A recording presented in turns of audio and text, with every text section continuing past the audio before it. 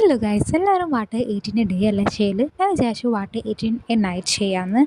So first ഒരു 7 മണി 7:30 Maggi കഴിച്ചു. വലിയ ടേസ്റ്റ് ഒന്നും ഉണ്ടായിരുന്നില്ല, കുറച്ചേ കഴിച്ചുള്ളൂ.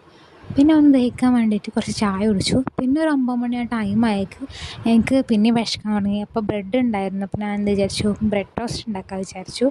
അപ്പോൾ ഒരു കൈ കൊണ്ട് ഞാൻ പണിയെടുക്കുന്നുണ്ട്, ഒരു കൈ കൊണ്ട് വീഡിയോ എടുക്കുന്നുണ്ട്. അതുകൊണ്ട് കുറച്ച് പ്രശ്നങ്ങളൊക്കെ ഉണ്ടാവും, അതൊക്കെ എല്ലാവരും സഹിക്കുക. അപ്പോൾ ഫസ്റ്റ് തന്നെ പഞ്ചസാര ഇട്ടു. ഒരു 4 ടേബിൾ സ്പൂൺ പഞ്ചസാര, ഒരു പിഞ്ച് ഓഫ് സോൾട്ട്, പിന്നെ ഒരു എഗ്ഗും. എനിക്ക് മാത്രം ഉണ്ടാക്കണേ.